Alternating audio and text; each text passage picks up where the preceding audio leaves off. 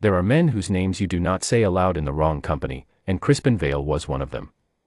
19 years I kept the records of Valemere Estate, the land deeds, the correspondence ledgers, the household accounts going back 4 generations, and in all that time I never once heard his name spoken carelessly.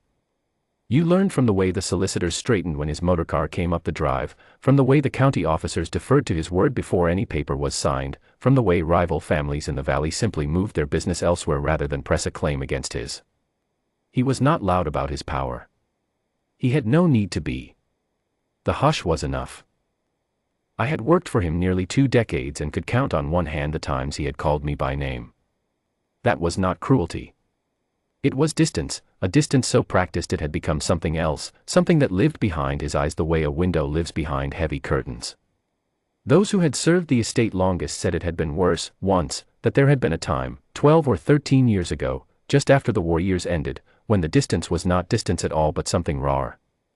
A grief with no shape and no name. They did not say what had caused it. You did not ask. The post office in Harville Crossing was 3 miles from the estate gate, at the bend of the high street where the road dipped toward the old mill pond. I passed it on the rare occasions I drove into the village for household supplies, and I noticed it the way you notice a pillar box or a churchyard wall, as a fixture, reliable and unremarkable.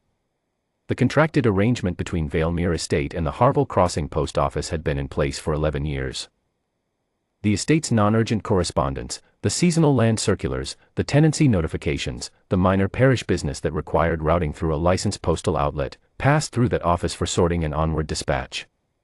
It was a small contract by any measure, renewed each year without discussion, and I had never given the woman who ran the office more than a passing thought. Her name was in the contract ledger, M. Doss.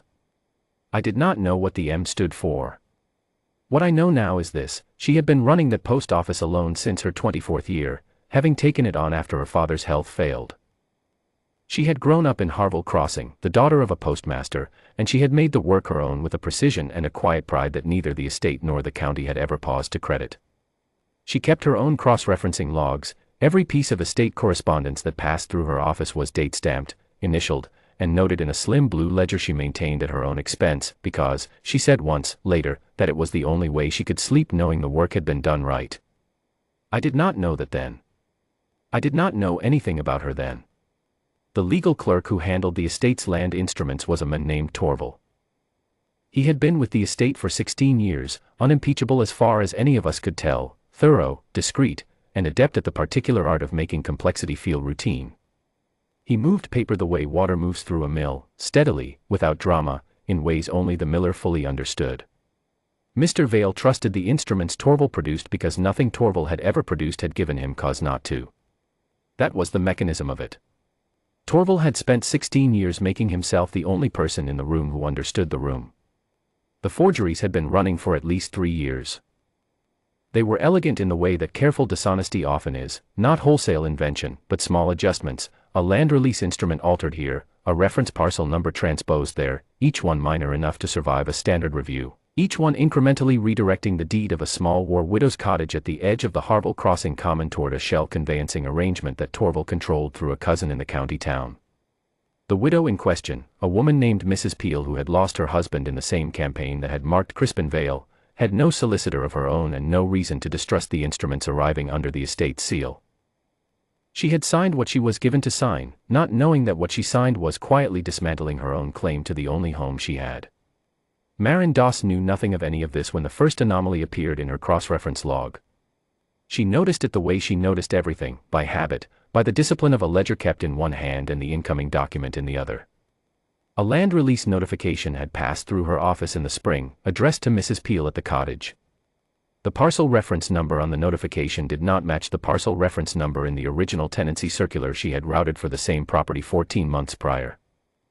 It was a small thing. It might have been a clerical error. She noted it in her blue ledger and said nothing. The second anomaly appeared 6 weeks later. This one was less easily explained. The seal on the instrument was the estate seal, but the countersignature did not match the signature she held on file from the original tenancy documents she had processed years before. She wrote to the county land registry as a private inquiry, citing the reference numbers. The registry confirmed that no amendment had been filed for the parcel in question. There had been no formal re-registration. The instrument in her office was not reflected in any official record. She spent 4 evenings at the kitchen table of her post office flat, cross-referencing what she had. She was not a solicitor. She had no training in conveyancing law. What she had was her blue ledger, 11 years of meticulous date stamps, and the kind of methodical honesty that does not know how to look away from a wrong number. By the end of the 4th evening, she had laid out, in her own careful hand, a documented sequence of 5 anomalies across 3 years, each tied to instruments bearing the estate's seal and Torval's countersignature, each affecting the same property, each inconsistent with the registry records she had verified by letter. She folded it into a plain brown envelope, addressed it to the estate's records room, and walked 3 miles to deliver it herself.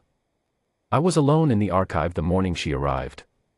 The estate's footman showed her in with a look of polite uncertainty. Visitors did not simply appear at the records room door unannounced, and she stood in the doorway with the brown envelope held in both hands and her coat still buttoned against the October cold.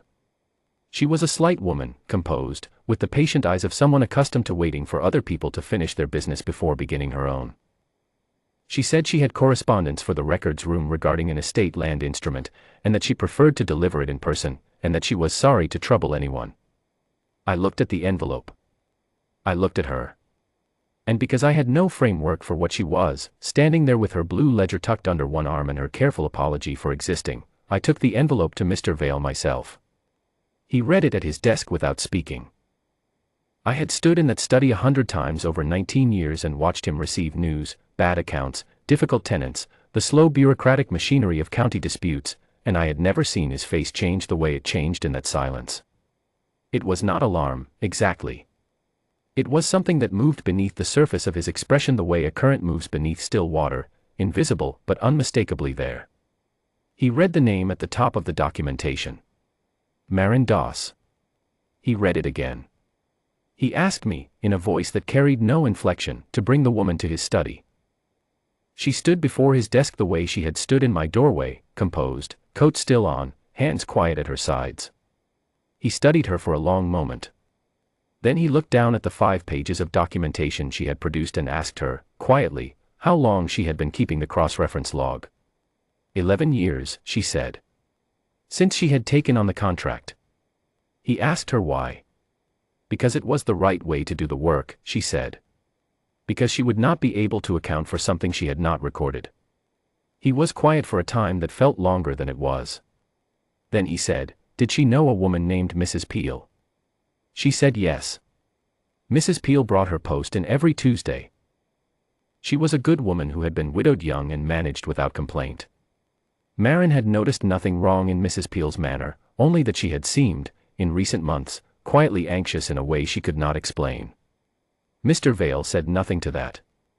He thanked her. Those 2 words, in that voice, coming from that man, were not small things, and he asked her to wait. Torval was called to the study within the hour. The family solicitors were telephoned before noon. By the end of that afternoon, the documentation Marin had produced had been placed in the solicitor's hands, and Torval had been formally dismissed, a notation filed with the county land registry and a report submitted to the relevant professional body. There was no drama in it. The machinery of consequence simply moved, and Torval was gone from Valemere before the light changed. What I did not know, what none of us knew until later, was what Mr. Vale did after the solicitors left. He went into the estate archive himself. He pulled a file I had never been asked to locate, a file that had no official business purpose I could identify, labeled only with a year and a set of initials. Inside it was a letter in a soldier's hand, written before the final campaign, a letter from the comrade he had buried, addressed to a woman in Harble Crossing, promising to come back to her. The letter had never been sent. The men who wrote it had not come back. 12 years ago, Crispin Vale had read that letter over a grave in a foreign field, and he had made a decision in silence, the way he made every decision, without announcement, without sentiment, and without the possibility of half measures. He had established the postal contract with the Harble Crossing post office not for any need of the estates, but to ensure that the post office remained solvent.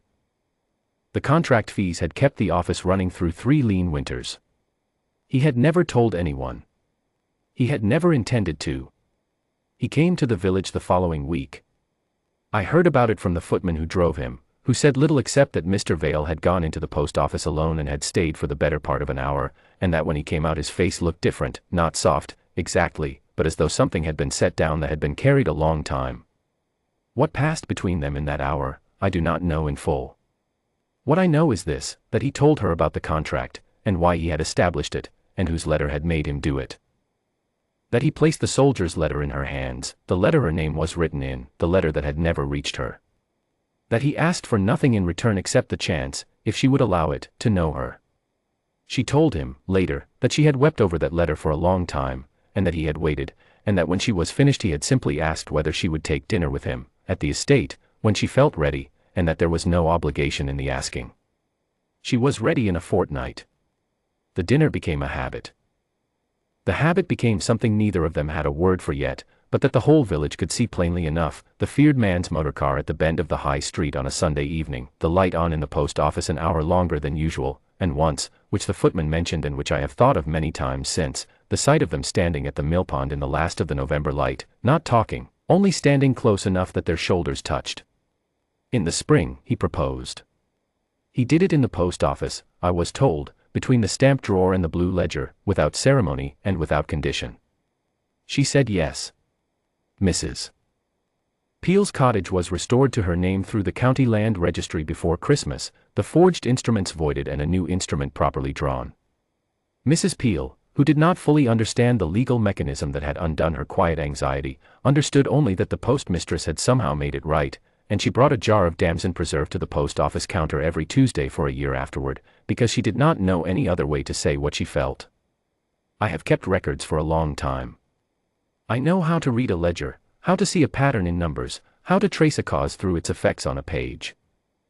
But I am not sure, even now, that I have the right accounting for what Marin Doss laid on that desk, 5 pages of careful honesty in a plain brown envelope, carried 3 miles on foot, offered without calculation, by a woman who simply could not look away from a wrong number once she had found it. He had kept a vigil for 12 years, in silence, for a promise that was not even his to keep. She had walked 3 miles to give him the truth, for no reason except that it was the right thing to do. And in the end, the thing power had never been able to buy him, to be truly seen, to be met with the same plain honesty he had spent a decade and more quietly honoring, she had given him in a brown envelope at the records room door, without knowing she was giving it at all. I set that down here because I was the one who carried the envelope, and because I have never forgotten the look on his face when he read her name the second time. Some debts are not repaid. They are simply, at last, recognized.